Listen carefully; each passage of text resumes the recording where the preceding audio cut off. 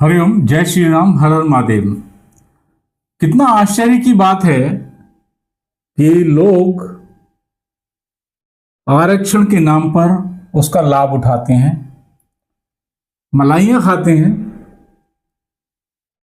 Fees में पैसे बचते हैं, सरकार मुआवजा देती है, वजीफा और सब तरीके की सुविधाएं मिलती हैं, जबरदस्ती आप पास किए जाते हैं, सभी कुछ मिलता है आपको जो मिल सकता है। आपकी किसी परीक्षा की फीस जो है वो न्यूनतम या फिर होती ही नहीं है। आप चाहे अरबपति हो या खरबपति हो या आप एकदम बिल्कुल गरीब हो, निर्धन हो, लेकिन आपको सुविधाएं भरपूर हर वर्ग को मिलेंगी। लेकिन जब एक रिक्शे वाला, ठेले वाला, सब्जी बेचने वाला, मजदूरी करने वाला, ब्राह्मण, ठाकुर, बनिया, कोई भी जब अपने बच्चों का फॉर्म भरता है या उसको स्कूल में पढ़ाता है तो उसकी फीस कम से कम 20 गुना होती है। 50 रुपये अगर कहीं लग रहे हैं तो उसको कम से कम उसमें 2000 रुपये, 1000 रुपये, 2000 रुपये देने ही पड़ेंगे। 50 रुपये नीचे के हैं आरक्षण के लिए, 1000-2000 रुपये उनके हैं अनारक्षित के लिए, सामान्य वर्ग के लिए। जो हमारे संविधान में समानता का अधिकार है, तो ये समानता का अधिकार सिर्फ संविधान में दिखाने के लिए है। जाति व्यवस्था, वर्ण व्यवस्था का भेदभाव तो सरकार तब कर देती है जब बच्चा पैदा होता है और उसका जन्म प्रमाण पत्र बनता है, उसका कोई भी सरकारी कागज बनेगा, उसमें उसका वर्ण, उसका वर्ग, उसकी जाति अवश्य लिखी जाएगी। और फिर आप कहते हैं कि वर्ण व्यवस्था नहीं होनी चाहिए, सब एक समान हैं। कैसे? कौन करेगा? हम करेंगे? आम आदमी करेगा? मतलब एक आदमी दूसरे के घर में बर्तन मांज रहा है, खाना बना रहा है और उच्च वर्ग का है, तो उसका उच्च वर्ग का होने का मतलब, उच्च वर्ण की बात कर रहा हूं, वर्ग का मतलब यहां वर्ण से है, जाति से। उसका मतलब ये हो गया कि वो उतनी ही फीस देगा, उसके बच्चों का हक मारा जाएगा, उनको आरक्षण नहीं मिलेगा, वो एक गरीबी में पड़ेगा। उसके बाद भी अगर वो आगे बढ़ता है तो आप उसकी टांगें काट के नीचे कर देंगे? नहीं, अब नहीं होगा, बदलना पड़ेगा, बच्चों को चेतना पड़ेगा। आपको अगर सब कुछ देना है, सब बच्चों को फ्री कर दीजिए, एक जैसी शिक्षा दीजिए, प्राइवेट स्कूल, यूनिवर्सिटी बंद कर दीजिए, सब सरकारी विद्यालय और यूनिवर्सिटीज, विश्वविद्यालय कर दीजिए, एक समान शिक्षा दीजिए, और उसके बाद में आप देखिए जो आगे बढ़ता है उसको बढ़ने दीजिए, और जो नहीं बढ़ता है उसको अपना काम करने दीजिए जो वो करना चाहता है। गुण, धर्म, कर्म के हिसाब से समाज को बांटिए, जाति, वर्ग, वर्ण के हिसाब से नहीं। आप देश का अहित कर रहे हैं। और दूसरी बात, ये फ्री का खाना क्या होता है? फ्री का अन्न क्या होता है देना? या तो आप स्टोर नहीं कर पा रहे खाद्यान्न को, या इसका राजनीतिक लाभ लेना चाहते हैं। अजगर करे ना चाकरी, पंछी करे ना काम, दास मलूका कह गए सबके दाता राम।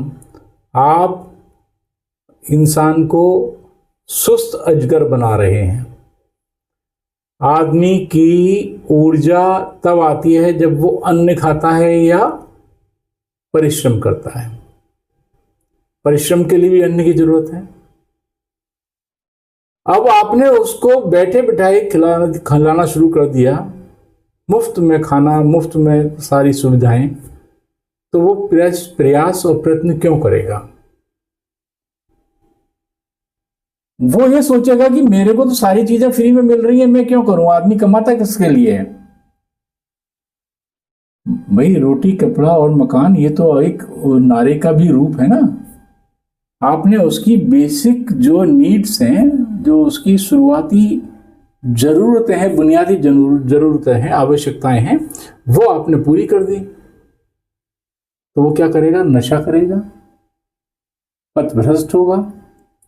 उसे पता है खाना तो सरकार दे ही देगी। आप दीजिए, अन्न दीजिए, लेकिन सड़कें बन रही हैं, मजदूरी कराइए, पैसा मत दीजिए, अन्न दीजिए। आपने समाज के ढांचे को बिगाड़ने की कोशिश की है। धर्म, अर्थ, काम, मोक्ष, हमारे यहां 4 पुरुषार्थ बोले गए हैं। काम का मतलब यहां कार्य से भी है कि धर्म से कर्म है, कर्म से अर्थ है, धर्म से धर्म, अर्थ, काम, मोक्ष, ये 4 पुरुषार्थ हैं। धर्म से कर्म है और अर्थ है और मोक्ष है। आप अपने धर्म का पालन करते हुए, जो आपका धर्म क्या है? आपका धर्म है अपने परिवार को पालना, अपनी संस्कृति को पालना, सत्य की राह पे चलना, परोपकार, सेवा, अपने घर के बच्चों को, अपने माता पिताओं की सेवा करना, उनको उनकी आवश्यक चीजों को दिलवाना। पंच महाभूत यज्ञ होते हैं, उसमें से एक आतिथ्य यज्ञ होता है, वो यही है, अपने सत्कार करना अतिथियों का भी। लेकिन जब धर्म करेंगे तो अर्थ चाहिए उसके लिए। अर्थ क्या? धनोपार्जन। धनोपार्जन कैसे होगा? जब आप कर्म करेंगे, और जब आप करें क्या? सत्कर्म, परिश्रम, सत्य की राह पे चलते हुए पैसे कमाना, वो कर्म करना जिससे समाज, प्रकृति और ईश्वर तीनों प्रसन्न रहें। वो आपको मोक्ष देता है। यहाँ मोक्ष का मतलब आत्मा को मोक्ष मिलने का भी नहीं है। यहाँ मोक्ष का मतलब है कि आपने अपने कर्मों को पूरा किया और आप सदगति को प्राप्त हुए। ये चक्र है जो पहले घर से शुरू होकर चौथे घर तक जाता है, और फिर 5वें से शुरू होकर 8वें तक जाता है, और 8 फिर 9 में से शुरू होकर 12वें तक जाता है। लेकिन जब इसको राजनीतिक लाभ के लिए प्रयोग किया जाता है तो फिर आरक्षण नाम का राक्षस पैदा होता है। आप आरक्षण दीजिए, लेकिन उसको जो बिल्कुल भी अपने जीवन को चलाने में सक्षम नहीं है, अपंग हैं,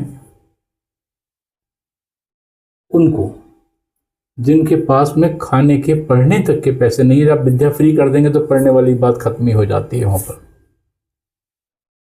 सोचिए कि आप कितना अहित कर रहे हैं। हर जगह आपने एक तरीके की दीवार खींच दी।